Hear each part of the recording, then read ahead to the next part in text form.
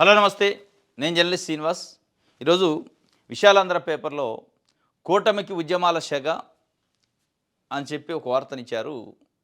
కూటమి ప్రభుత్వం ఏర్పడి ఇప్పటికి 18 నెలలు పూర్తయి 19వ నెల నడుస్తుంది. ఇంకొక 4, 5 నెలలు 6 మంత్స్. 6 మంత్స్ అంటే 5 మంత్స్లో 2 ఇయర్స్ కంప్లీట్ చేసుకోబోతుంది కూటమి ప్రభుత్వం ఏర్పడి. అంటే జూన్ 12 వస్తే మళ్ళీ ఈ 18 నెలల పరిపాలన కాలంలోనే అనేక ఉద్యమాలు జరిగినాయి. కాకపోతే దఫల వారీగా జరిగినాయి. ఇప్పుడు ఇక ఫుల్ టైము రెండో సంవత్సరంలో ఎంటర్ కాబోయే ముందు ఆంధ్రప్రదేశ్లో ఉన్న రాజకీయ పార్టీలన్నీ దాదాపు కమ్యూనిస్ట్ పార్టీలు, CPI, CPM, YSRCP, Congress party. ఈ 4 పార్టీలు ప్రధానంగా ఉద్యమాలకి ప్రిపేర్ అవుతున్నాయి. దాంట్లో వైఎస్ జగన్మోహన్ రెడ్డి మొన్న ఏలూరులో ఒక మీటింగ్ పెట్టి ఇంకొక 1.5 ఇయర్లో నేను పాదయాత్ర చేయబోతున్నా రాష్ట్ర వ్యాప్తంగా. ఇక అప్పటి నుంచి ఎలక్షన్ వరకు పాదయాత్ర స్టార్ట్ చేసినప్పటి నుంచి ఎలక్షన్ వరకు నేను ప్రజల్లోనే ఉంటా, రోడ్లపైనే ఉంటా, ప్రజలతోనే తిరుగుతా, ప్రజల సమస్యలనే పెట్టుకుంటా అని చెప్పారు. దానికంటే ముందు కాన్స్టిట్యున్సీల వారీగా వారానికి సమావేశాలు పెడతాను. సమావేశాలు పెట్టి పార్టీకి, క్యాడర్కి, కార్యకర్తలకు ఒక దిశానిర్దేశం ప్రభుత్వము పనితీరుపైన, ఉద్యమాలపైన, సమస్యలపైన చెప్తా అని చెప్పారు. అది ప్రధాన ప్రతిపక్షం ఒకవైపు ప్రిపేర్ అవుతుంటే కమ్యూనిస్ట్ పార్టీలు సిపిఐ, సిపిఎం, ప్రధానంగా సిపిఐ, సిపిఎం పార్టీలు కూటమి ప్రభుత్వం వచ్చినప్పటి నుంచి అనేక అంశాల వారీగా పెద్ద ఎత్తున ఉద్యమాలు చేస్తున్నారు, నిరసనలు వ్యక్తం చేస్తున్నారు, సెమినార్లు పెడుతున్నారు, రౌండ్ టేబుల్ సమావేశాలు పెడుతున్నారు. దాంట్లో ప్రధానంగా 17 ప్రభుత్వ మెడికల్ కాలనీ ప్రైవేటీకరణ చేయడం పైన సిపిఎం, సిపిఐ 2 పార్టీలు చాలా పెద్ద ఎత్తున ఉద్యమం చేసినాయి. ప్రైవేటు పెట్టుబడిదారులకు భూములు కట్టబెట్టడం పైన పెద్ద ఎత్తున ఉద్యమం చేసినాయి. సరే, ఆ ఉద్యమాన్ని ప్రభుత్వం ఎంతవరకు పట్టించుకోలేదు. ప్రభుత్వం అసలు కన్సిడర్ చేసిందా, ఏమైనా ఆలోచించిందా అంటే ఆలోచించదు. ఎన్ని ఉద్యమాలు చేసినా వాళ్ళు ఒక ఎజెండా పెట్టుకున్నారు. పెట్టుబడిదారులకి, పారిశ్రామికవేత్తలకి భూములు ఇవ్వాలి, అమరావతిలో రైతుల నుంచి భూములు తీసుకోవాలి, 2వ దశ 3వ దశ అనే అంశాలపైనే వాళ్ళు దానిపైన కాన్సన్ట్రేషన్ చేశారు. ఇవి కాకనే ప్రైవేట్ కాలేజీలు భూములు కాక రైతులకు ఉన్న సమస్యలపైన ఉద్యమాలు చేశారు కమ్యూనిస్ట్ పార్టీలు, వైఎస్ఆర్సీపీతో సహా. నాకు తెలిసి ఉద్యమాల శాఖ కూటమికి, ఇప్పుడు కూటమి అంటే బీజేపీ, జనసేన, తెలుగుదేశం. ఇప్పుడు ఇది ఉద్యమాల కోసం కూటమి ఏర్పడ్డట్టు అనిపిస్తుంది. కమ్యూనిస్ట్ పార్టీలు, వైఎస్ఆర్సీపీ ప్రధానంగా ఈ 3 పార్టీలు కలిపి ఒక ఉద్యమ ప్లాట్ఫామ్ని తయారు చేసుకుంటట్టు అనిపిస్తుంది. దాంట్లో ప్రధానంగా నిరుద్యోగ సమస్య, విద్యార్థుల సమస్య, రైతుల సమస్య, కూలీల సమస్య, కౌలు రైతుల సమస్య. నిరుద్యోగులకి 7,200 కోట్లు ఫీజు రీయింబర్స్మెంట్ బకాయిలు, విద్యార్థులకి 7,200 కోట్లు విద్యార్థులకి ఫీజు రీయింబర్స్మెంట్ బకాయింది. బీటెక్లు, బీఈడీలు, ఎంఎస్సీలు, ఎంఏలు కంప్లీట్ అయ్యి సర్టిఫికెట్లు కాలేజీలో మగ్గుతున్నాయి. ఈ ఫీజు రీయింబర్స్మెంట్కి ప్రభుత్వం రిలీజ్ చేయకపోవటం వల్ల వాళ్ళ సర్టిఫికెట్లు కాలేజీలో మగ్గిపోతున్నాయి. వీళ్ళు జొమాటోలో, ర్యాపిడోలో, లేదంటే కూలీ పనులకు, అడ్డా మీద కూలీలో, సెక్యూరిటీ గార్డులో పనిచేయాల్సిన పరిస్థితి విద్యార్థులకు ఈరోజు వచ్చింది. దీనిపైన విద్యాశాఖ మంత్రిగా ఉన్న నారా లోకేష్ గారు మాట్లాడరు. డిప్యూటీ సీఎం మార్పు కోసం రాజకీయాల్లోకి వచ్చిన పవన్ కళ్యాణ్ గారు మాట్లాడరు. నాకు విజన్ ఉందని చంద్రబాబు నాయుడు గారు చెప్తా ఉంటారు, ఆయన మాట్లాడరు. వీళ్ళ మాటలన్నీ పారిశ్రామికవేత్తల కోసం, పెట్టుబడిదారుల కోసం, దానికోసం ఉన్నాయి తప్ప ఇప్పుడు ఇది ఉద్యమం చేయాల్సిన పరిస్థితి. పాప వాళ్ళు ఎవరిని, నిరుద్యోగుల పరిస్థితి, విద్యార్థుల పరిస్థితి, అసలు ఎవరు మాకు ఆసరా ఇచ్చేదనే పరిస్థితి వచ్చింది. నిరుద్యోగుల పరిస్థితి కూడా అదే. డిఎస్సి, మెగా డిఎస్సి అన్నారు, సంతకం పెట్టిండు, మొదటి సంతకం. అది భర్తీ కాడికి వచ్చేటానికి మినీ డిఎస్సి అయింది. ఇప్పుడు మళ్ళీ 25,000 పోస్టులు ఖాళీ ఉన్నాయి. గ్రూప్ 2, గ్రూప్ 1 పోస్టుల పరిస్థితి అగమ్యగోచరం. అనేక అంశాలపైన నిరుద్యోగులు ఎదురు. రైతుల సమస్య అయితే పండించిన పంట గిట్టుబాటు ధర లేదు. పంట పండించడానికి కావాల్సిన ఎరువులు క్యూ లైన్లో ఉండాల్సిన పరిస్థితి, యూరియా కోసం.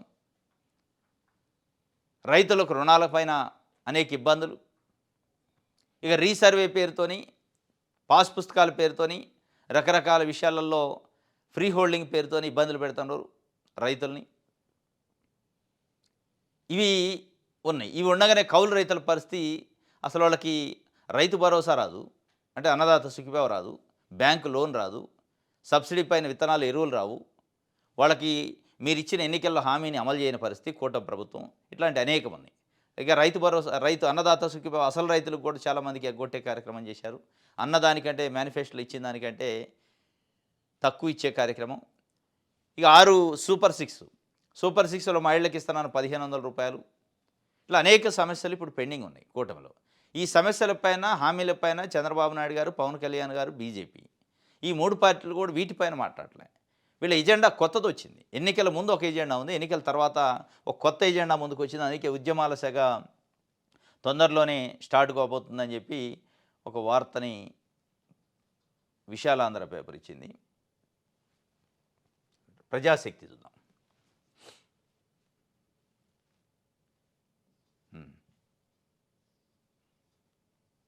రైట్. బీజేపీపై విమర్శలు తిప్పికొట్టండి అని చెప్తున్నారు. అంటే బీజేపీ పైన విమర్శలను తిప్పికొట్టండి అని నరేంద్ర మోడీ, అమిత్ షా చెప్పట్లే, చంద్రబాబు నాయుడు గారు చెబుతున్నారు. తెలుగుదేశం పార్టీ జాతీయ అధ్యక్షుడు ఏంటంటే తెలుగుదేశం పార్టీ బీజేపీ పైన విమర్శలను తిప్పికొట్టండి అంటున్నాడు.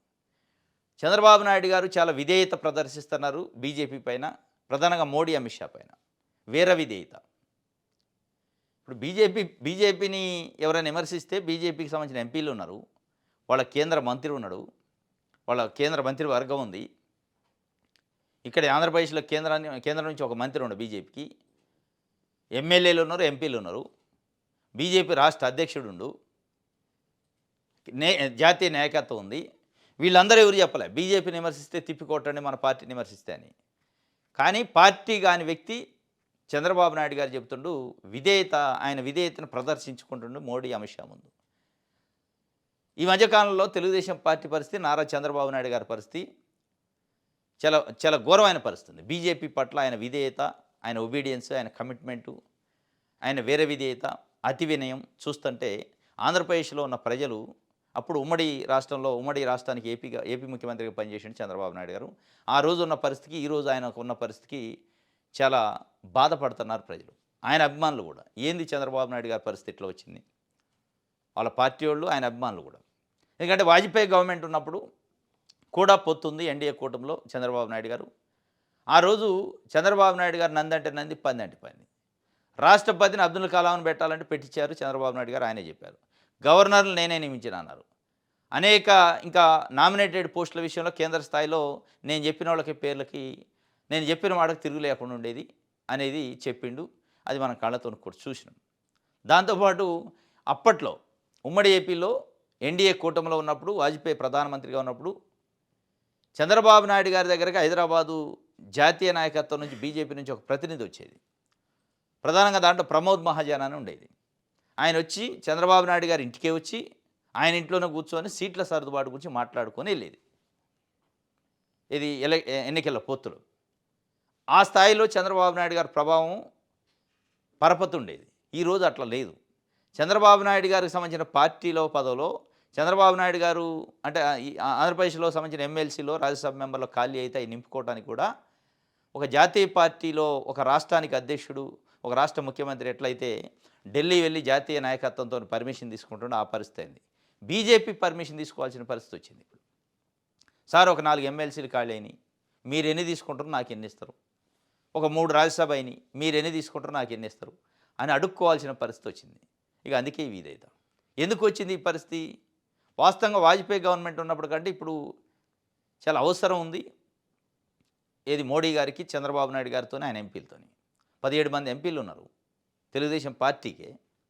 17 మంది ఎంపీలు ఇట్లా ఒక్కసారి ఇట్లా గుంజితే కథ సీటు కూలిపోది, కుర్చీ కూలిది. అయినా ఎందుకు భయపడుతుండు?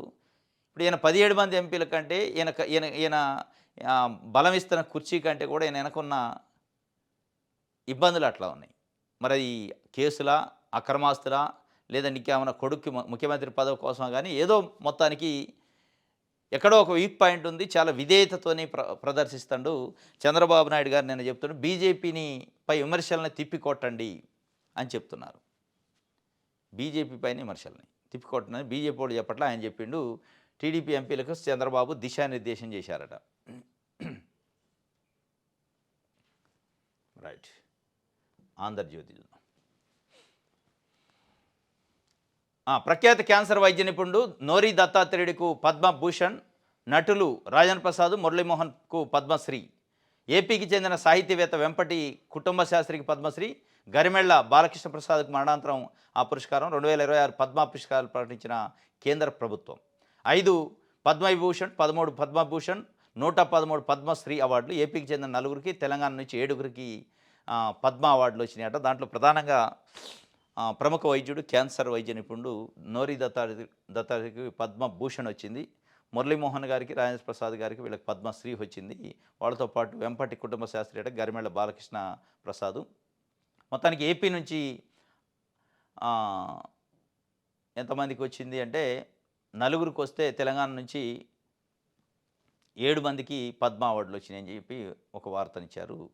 ఇంకోటి నిధులు రాబట్టాలి, మీకు అప్పగించిన శాఖలతో సంప్రదింపులు జరపాలి. టీడీపీ ఎంపీలకు సీఎం చంద్రబాబు దిశానిర్దేశం. అమరావతి చట్టబద్ధ బిల్లు ఈ పార్లమెంటు సమావేశాల్లోనే మంత్రి అధికారులతో టచ్లో ఉండండి. తెలంగాణ ప్రాజెక్టులు మనం అభ్యంతరం చెప్పలేదు. నల్లమల సాగర్పై ఆ రాష్ట్రం వాదన కరెక్ట్ కాదు. పార్లమెంట్లో స్పష్టంగా తెలియజేయండి. కలెక్టర్ల సదస్సుకు వర్చువల్గా హాజరు కావాలి.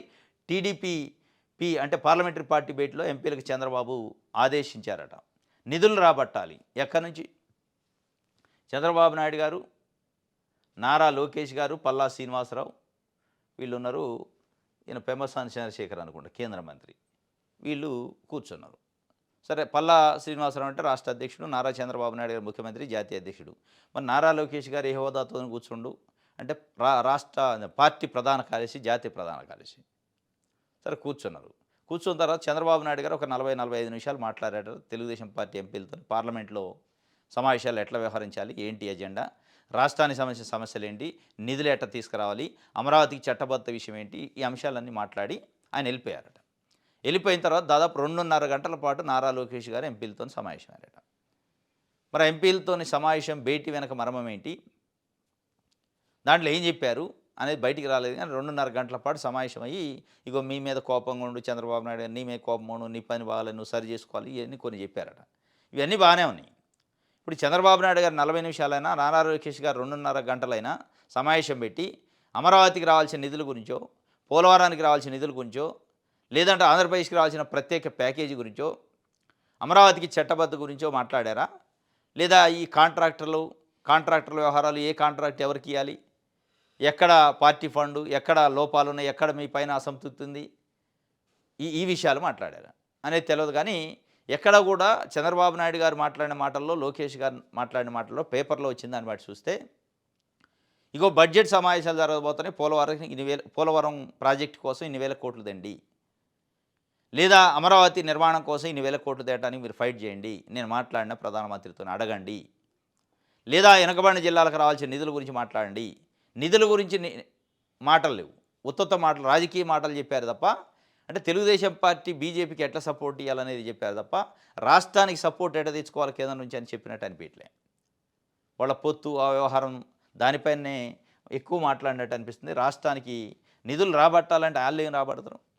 చంద్రబాబు నాయుడు గారు ఢిల్లీ పోయి ఒక 2 గంటలు కూర్చుంటే నిధులు వస్తాయి. నిజంగానే గట్టిగా కూర్చుంటే, ఉత్తత్తుకు కూర్చుంటే రావు.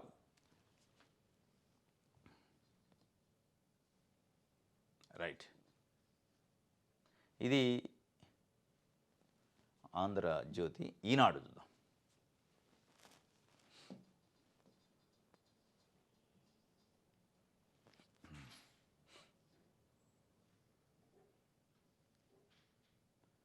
రైట్, ఇక్కడ కూడా ఈనాడులో కూడా అమరావతికి చట్టబద్ధ ఈ పార్లమెంటు సమావేశాలైన బిల్లు సంబంధిత కేంద్ర మంత్రులతో టచ్లో ఉండండి. వస్తే సంతోషం చట్టబద్ధత. ఈ చట్టబద్ధత అక్కడ ఉన్న రైతులు చెప్పే వరకు గుర్తు రాలేకి. ఇప్పుడు గుర్తొచ్చింది చట్టబద్ధ అంటున్నారు, అది ఎంతవరకు వద్దో చూడాలి. ఇంకోటి, డిప్యూటీ సీఎం పవన్ కళ్యాణ్ నిన్న గురుద్వారాని సందర్శించారు. దాని సందర్భంగా ధర్మ పరిరక్షణను బాధ్యతగా స్వీకరించాలి. గురు తేగ్ బహదూర్ బలిదానం పొరుగు దేశాల్లో హిందూ మైనార్టీల వేదన గురిచేస్తుంది. త్యాగంతోనే ధర్మ పరిరక్షణ సాధ్యమని ఆయన చాటి చెప్పారు.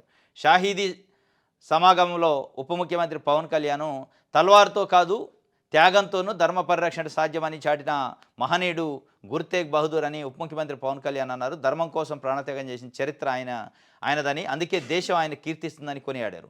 మహారాష్ట్రలోని నాందేడ్లో ప్రముఖ సిక్కు గురు తేగ్ బహదూర్ 350 షాహీదీ సంగమంలో పవన్ కళ్యాణ్ ఆదివారం ముఖ్య అతిథిగా పాల్గొన్నారట. దానికి సంబంధించి ధర్మ రక్షణను బాధ్యతగా స్వీకరించాలి, ధర్మాన్ని రక్షించాలంటే త్యాగంతో కూడా రక్షించవచ్చు, ఆయుధంతోనే కాదు, తల్వార్తోనే కాదు అని చెప్పారు పవన్ కళ్యాణ్ గారు, ఉప ముఖ్యమంత్రి.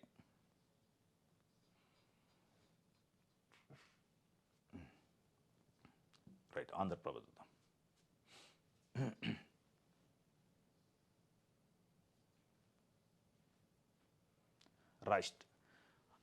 రాష్ట్ర రాజకీయాల్లో గేమ్ చేంజర్. యువగాళానికి 3 ఏళ్ళు, 226 రోజులు, 3132 కిలోమీటర్లు పాదయాత్రతో సమర్థ నాయకుడిగా నిరూపించుకున్న యువనేత లోకేష్ 11 ఉమ్మడి జిల్లాలు, 97 అసెంబ్లీ సెగ్మెంట్లలో ప్రజల చెంతకు పాదయాత్రలో ఇచ్చిన హామీలు అమలు దిశగా అడుగులు. రాష్ట్ర రాజకీయాల్లో గేమ్ చేంజరు యువగాళం 2023 జనవరి 27 రోజు ప్రారంభమైంది. కుప్పంలో శ్రీ వరద రాజస్వామి పాదాల చెంత ప్రారంభమైందట. దాదాపు 3132 కిలోమీటర్ల పాదయాత్ర చేశారు రాష్ట్ర వ్యాప్తంగా. 97 అసెంబ్లీ కాన్స్టిట్యున్సీలు, 11 ఉమ్మడి జిల్లాల్లో ఆయన పాదయాత్ర చేశారు. సరే, ఇదంతా జరిగింది.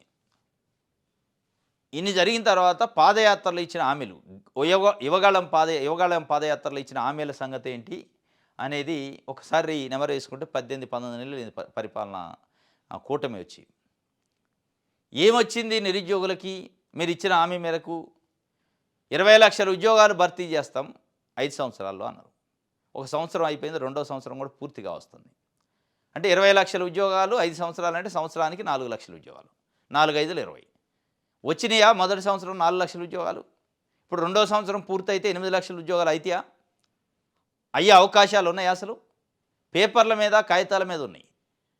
మిమ్మల్ని సమర్థించే మీడియా పెద్ద పెద్ద అక్షరాలతోని 20 లక్షల ఉద్యోగాలు, 16 లక్షల కోట్ల పెట్టుబడులు, లేకపోతే 20 లక్షల కోట్ల పెట్టుబడులు అని వేస్తున్నారు. ఏది ఎక్కడ ఉన్నాయి? మీరు అంటున్న 20 లక్షలు, మీరు అన్న హామీ ఇచ్చిన 20 లక్షల ఉద్యోగాలు 5 సంవత్సరాల్లో దాదాపు 2 సంవత్సరాలు గడవబోతుంది. ఇంకొక 5-6 నెలలు అయితే ఏవి 8 లక్షల ఉద్యోగాలు? మొదటి సంవత్సరం 4 లక్షల ఉద్యోగాలు లేవు, 2వ సంవత్సరంలో 4 లక్షల ఉద్యోగాలు లేకపోతే ఇంకెక్కడి నుంచి భర్తీ చేస్తారు? ఎప్పుడు చేస్తారు? ఇంకోటి కూడా చెప్పారు, 20 లక్షల ఉద్యోగాలు భర్తీ అయ్యే వరకు మిగిలి ఉన్న నిరుద్యోగులకి నిరుద్యోగ భృతి ఇస్తామన్నారు, 3000 రూపాయలు. ఏది నిరుద్యోగ భృతి? యువగాళం హామీలేవి? మీరు యువగాళంతో చేసిన పాదయాత్ర వల్ల మీరు చెప్పిన మాటలు నమ్మి ఓట్లేసి మిమ్మల్ని సీట్లో కూర్చోబెట్టారు. మీకు వచ్చిన ఉద్యోగాలు, మీకు మీ పార్టీ నాయకులకు ఉద్యోగాలు వచ్చినాయి, పదవులు వచ్చినాయి. కానీ యువతకే ఇది, మిమ్మల్ని నమ్మిన యువత, మీరు చెప్పిన మాటలు ఎటుపోయినాయి. కాబట్టి సాధ్యమయ్యే పరిస్థితేనా? 5 సంవత్సరాల్లో 20 లక్షల ఉద్యోగాలు అన్నారు, 1.5 ఇయర్ దాటిపోయింది, ఇంకొక 5 నెలల్లో 2 సంవత్సరాలు కాబోతున్నాయి. అంటే 8 లక్షల ఉద్యోగాలు ఇప్పుడు మిస్ అయిపోయినాయి. అనేక అంశాలు, రైతు భరోసా విషయంలో కూడా అదే చేశారు. 20,000 రూపాయలు PM కిసాన్ సంబంధం లేకుండా ఇస్తాం ప్రతి రైతుకి అన్నారు, అది ఉట్టిది అయిపోయింది. ఇక గ్రామ వాలంటీర్లకు అది 5,000 కాదు 10,000 ఇస్తానంటే అసలు 5 లేదు, 0 లేదు, మొత్తానికి ఎత్తేసారు వాళ్ళని. ఇట్లా యువగాళానికి అయితే 3 ఏళ్ళు అయింది. కానీ యువగాళానికి అయితే ప్రభుత్వం వచ్చి కూడా ఇంకా 4 రోజులు అయితే 3 ఏళ్ళు అయింది. ఇప్పుడు ఏముంది, 2 ఏళ్ళు పూర్తయింది, 5 నెలలు అవుతాయి. దాని తర్వాత 3వ ఏడే జరిగేది. ఏళ్ళు గడుస్తాయి, వాళ్ళకి సీట్లు వస్తాయి, పదవులు వస్తాయి, వాళ్ళకి ఉద్యోగాలు వస్తాయి, వాళ్ళకి ఆస్తులు పెరుగుతాయి, సంపన్నమైన ముఖ్యమంత్రులు అవుతారు. కానీ వీళ్ళని నమ్మి ఓట్లు వేసిన ప్రజలే మళ్ళీ అక్కడే ఉంటారు, యువత అక్కడే ఉంటారు. మళ్ళీ వాళ్ళు సెక్యూరిటీ గార్డునో, జొమాటోనో, ఇట్లా ర్యాపిడోనో ఇట్లాంటి దాంట్లో పనిచేయాల్సిన పరిస్థితి ఏర్పడ్డది. 3 ఏళ్ళు అయిందట. 226 రోజుల పాటు పాదయాత్ర చేశారు. రైట్, సాక్షి పేపర్.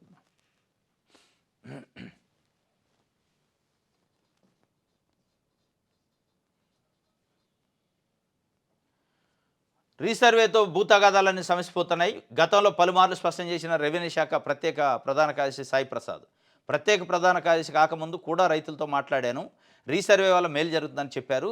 పాత రోజుల్లో ఒక గ్రామంలో సర్వే చేయాలంటే 2 ఏళ్ళు పట్టేది. అప్పట్లో చైన్ వేసేవాళ్ళు, అది లూజుగా వదిలితే ఆ మేర భూమి తగ్గిపోయేది. ఓ వ్యక్తి చనిపోయి 15 ఏళ్ళైనా అతని పేరుపై ఉన్న భూమి కొడుకు పేరుపై ఎక్కేది కాదు. భూమి కొనుక్కున్న వాళ్ళ పరిస్థితి ఇంతే, కొత్త వివరాలు రికార్డులు ఎక్కవు. ఇలాంటివన్నీ ఇప్పుడు రీసర్వే ద్వారా క్లియర్ చేస్తున్నాం. భయాలు, అనుమానాలకు తావు లేకుండా ఖచ్చితంగా హద్దుల నిర్ధారణ. సాయి ప్రసాద్ ఆధ్వర్యంలోనే 2022 నుంచి 24 వరకు ముమ్మరంగా సాగిన రీసర్వే. ఇప్పుడు కూడా ఆయనే రెవెన్యూ శాఖ ప్రత్యేక ప్రధాన కార్యదర్శి. జగన్ హయాంలోనే రీసర్వే బాగా జరిగింది కాబట్టే ఆయన కొనసాగింపు. త్వరలో చీఫ్ సెక్రటరీ గాని బాధ్యతలు, తద్వారా ఎన్నికల సమయంలో రాజకీయ లబ్ధి కోసం చంద్రబాబు ఎల్లో మీడియా దుష్ప్రచారం చేశారని స్పష్టత. ఇటీవల దావోస్ హౌస్లో ఐఎంఎఫ్ ఎండి గీతా గోపీనాథ్ సైతం రీసర్వేపై ప్రశంసలు. ఇది చారిత్రాత్మక కార్యక్రమం అన్న పలువురు ఐఏఎస్ అధికారులు.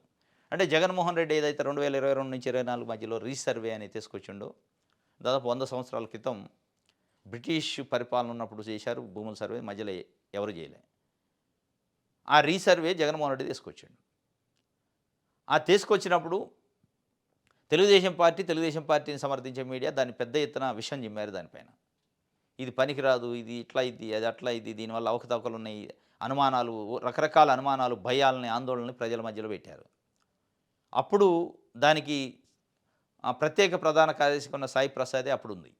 ఆ రీసర్వే అనే ఒక కాన్సెప్ట్ని తీసుకొచ్చింది జగన్మోహన్ రెడ్డి తీసుకొచ్చినప్పుడు దాంట్లో ఉన్నాడు. ఈ అధికారులపైన, ప్రభుత్వం పైన విమర్శలు గుప్పించారు, విషయం చెప్పారు ప్రభుత్వం, అప్పుడున్న ప్రతిపక్షం, అప్పుడున్న పత్రికలు. ఇప్పుడు అదే రీసర్వేని తీసుకొచ్చారు. 3 సార్లు ముఖ్యమంత్రి చేసిన చంద్రబాబు నాయుడు గారికి రీసర్వే గురించి గుర్తు రాలే. ఎప్పుడైతే జగన్మోహన్ రెడ్డి తీసుకొచ్చిండో ఇది పెద్ద క్రెడిట్ ఉంది, మంచి లాభాలు ఉన్నాయి, అంటే రైతుల్లో మంచి పేరు వస్తుంది అనేది ఒకటి ఎప్పుడైతే వచ్చిందో, ఓహో జగన్మోహన్ రెడ్డికి మంచి పేరు రావద్దు అనేది విషయం చిమ్మడి స్టార్ట్ చేశారు. చిమ్మి ఎక్కడికి వచ్చిందంటే, ఈ రీసర్వే వల్ల, ల్యాండ్ టైటిలింగ్ యాక్ట్ వల్ల మీ భూములు మొత్తం జగన్మోహన్ రెడ్డి రాయించుకుంటుండో, ఆయనకి చెందుతాయి అని చెప్పి నమ్మించే ప్రయత్నం చేశారు. భూమి ఆస్తి అంటే ఒక సెంటిమెంట్ కాబట్టి ప్రజలు కూడా నమ్మారు పాపం, నమ్మి ఓట్లు వేశారు. ఏ భూ సర్వే పైన, ఏ ల్యాండ్ టైటిలింగ్ యాక్ట్ పైన విషయం చిమ్మారో, ఇప్పుడు అదే భూ సర్వే మళ్ళా కూటమి ప్రభుత్వం చంద్రబాబు నాయుడు గారు చేస్తుండు. ఇది జగన్మోహన్ రెడ్డి చేసిన తప్పు, మేము చేసేది రైట్ అంటారు. సేమ్ అదే చేసేది, ఏం కొత్తది తేడా లేదు. అంటే అవసరం కోసం, అవకాశాల కోసం ఏ విషయం చెప్పడానికైనా కొన్ని మీడియా సంస్థలు సిద్ధంగా ఉంటాయి. దానికి తెలుగుదేశం పార్టీ కూడా ఆ కోవలోకి వస్తుంది అనేది మనకు స్పష్టంగా కనపడుతుంది. అదే రీసర్వే. ఇది సమస్య పోతున్నాయట రీసర్వేతోని భూతగాథలు. ఐఏఎస్ ఆఫీసరు సాయి ప్రసాద్ గారు, ప్రిన్సిపల్ సెక్రటరీ రెవెన్యూ చెప్పిండు. గీతం భూములపై సిబిఐ దర్యాప్తు చేయాలి, కేంద్ర ప్రభుత్వ మాజీ కార్యదర్శి ఈఎస్ శర్మ డిమాండ్. మీరు డిమాండ్ చేస్తారు, ఆయన చేయడు కదా. అసలు సిబిఐ ఎంక్వైరీ కాదు, వాళ్ళ ఆఫీసర్తోనే ఎంక్వైరీ చేయడు. ఇచ్చేది ఆయన, పుచ్చుకునేది వాళ్ళ కుటుంబ సభ్యుడు. ఇంకెందుకు ఆయన ఎంక్వైరీ చేస్తాడు, దర్యాప్తు ఎందుకు చేస్తాడు? వాళ్ళకి ఎజెండాతోనే ఇస్తాండే. కబ్జా కోరికి, అంటే కబ్జా చేసిన వ్యక్తికి రెగ్యులరైజేషన్ చేయాలని పెట్టుకున్నారు వాళ్ళు. జీవీఎంసీ మీటింగ్లో పెడుతున్నారు ఎజెండాలో. రేపు ఇక మీరు చెప్పినట్టు దర్యాప్తు ఉండదు, ఆ దర్యాప్తు ఒక నిజంగా జరిగినా దాంట్లో ఏం రాదు కూడా. రైట్, ఇది ఒక వార్త. ఇది ఈరోజు న్యూస్ అనాలిసిస్. రేపు తాజా వార్తలతో తిరిగి కలుసుకుందాం. Thank you.